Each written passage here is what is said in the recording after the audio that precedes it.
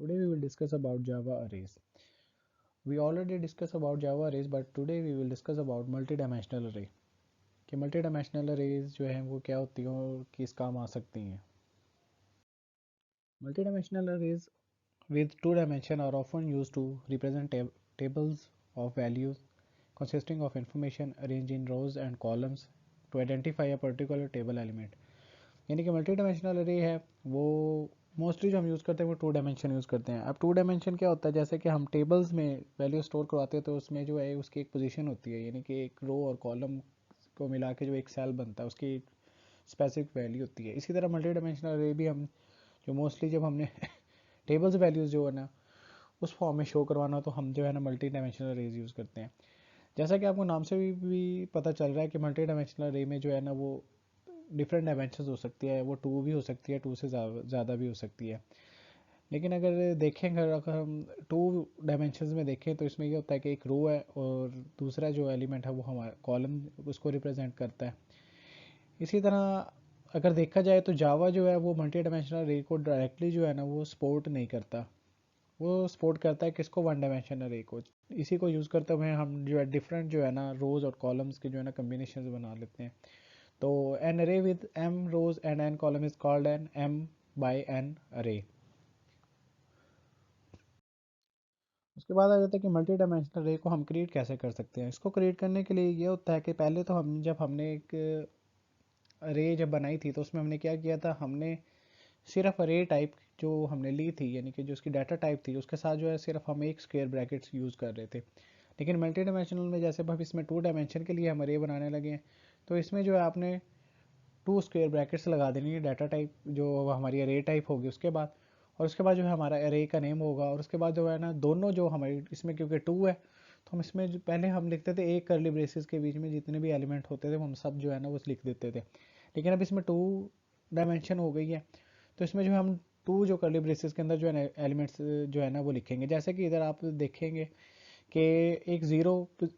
एक जो है इसमें ज़ीरो 1 2 3 4 वैल्यू पहली करली ब्रेसेस में, इसको हम ये हमारी ज़ीरो अरे है क्योंकि आपको पता है कि जावा में जो भी है जो स्टार्ट होती है पोजीशन वो ज़ीरो से स्टार्ट होती है. तो ये हमारे पास ज़ीरो अरे है जिसके अंदर जो हमारे एलिमेंट्स हैं वो 0 1 2 3 यानी उनके इंडेक्स नंबर 0 1 2 3 यानी फोर वैल्यूज़ उसके अंदर जो है वो है. जो हमारी सेकंड है अरे एलिमेंट उसमें जो है वो उसको अरे वो उसका वन हो जाएगा, वो फर्स्ट अरे है. और उसके बाद यानी कि वो नंबर वन यानी कि सेकेंड अरे है. और इसमें जो हमारे पास एलिमेंट्स होंगे उसमें वो 5 6 7 है यानी कि 0 1 2 इंडेक्स तक जाएगी. तो इसी तरह जो अब अरे अब इसको हम इसी तरह इसके अंदर से जो वैल्यूज़ भी एक्सेस करवा सकते हैं, जैसे पहले हम उसमें किसी कोई भी इंडेक्स देके वैल्यू जो एक्सेस करवा सकते थे, इसी तरह इसमें टू डायमेंशन में भी हम किसी भी अरे का जो है ना इंडेक्स दे के उसकी वैल्यू जो है हम रिट्रीव जो है करवा सकते हैं. अब उसके बाद आ जाता है कि जी इसको हम जो इसके एलिमेंट्स है उसको एक्सेस कैसे कर सकते हैं. अब इसको एक्सेस करने का जैसे कि आपको पहले पता है कि हमें एक्सेस करने के लिए एक इंडेक्स देना पड़ता था कि हमने कौन सी वैल्यूज़ जो है उसको जो है ना एक्सेस करना है. लेकिन अब इसमें आपको पता है कि टू डायमेंशन है तो हम इसके अंदर जो है ना हमें दो इंडेक्स देने पड़ेंगे. एक जो इंडेक्स होगा हमें वो अरे के लिए होगा यानी कि कौन सी अरे से लेना है, और दूसरा जो होगा कि जो हमारा इंडेक्स नंबर होगा कि कौन सा एलिमेंट उसके अंदर से हमने एक्सेस करना है. तो जैसे कि इधर के नीचे एग्जांपल में देखें तो हमने एक इंट टू डायमेंशन अरे बनाई है, माई माई नंबर उसका नेम है. और उसके अंदर जो है ना वो दो जो है ना अरेज का जो आपको डाटा ना जो 0 और 1, और उनके अंदर जो इंडेक्स नंबर है उनकी जो एलिमेंट्स के 0 1 2 3 यानी कि एक में 1 2 3 4 उसकी वैल्यूज़ हैं और दूसरे में 5 6 7 उसकी वैल्यूज़ है, उसका इंडेक्स नंबर है 0 1 2. तो अब इसमें ये है कि हमने जो है ना अगर इस एग्जांपल में देखें तो हमने इसमें लिया है कि फर्स्ट और दूसरी स्क्वायर ब्रैकेट में हमने लिखा है 2. अब जो वन है वो शो कर रहा है कि जी हमने जो है ना वन इंडेक्स जिस अरे का है हमने उस अरे से उसका जो सेकंड एलिमेंट है वो हमने जो है ना यानी कि टू जो दो सेकंड पोजीशन पे नहीं, यानी कि इधर इसका मतलब है कि टू पोजीशन पे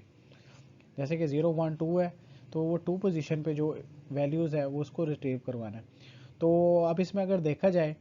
अगर हम देखें कि हमारे पास कौन सी होगी तो हमारे पास जो अरे ज़ीरो है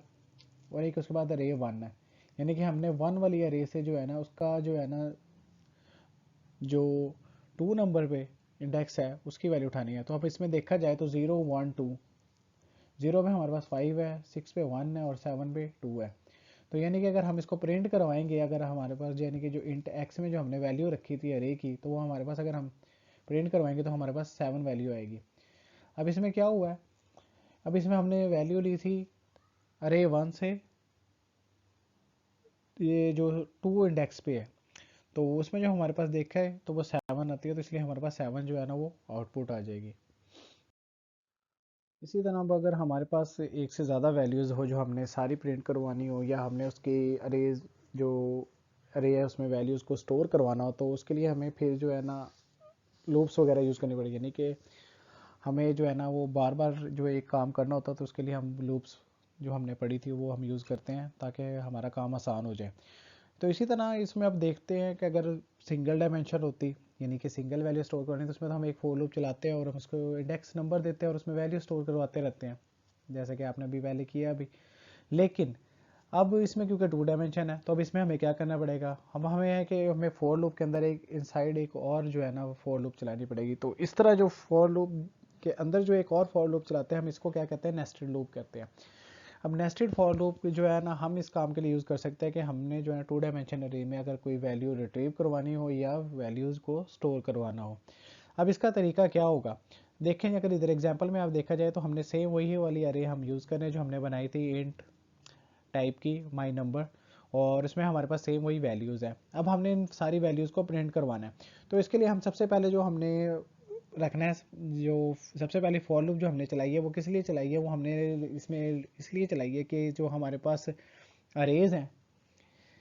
यानी कि अगर 2 अरेज है 0 और 1, उनके लिए हमने जो है ना ये अरेज चलाई है, और उसके अंदर जो एलिमेंट्स हैं यानी कि जो दूसरी 4 है,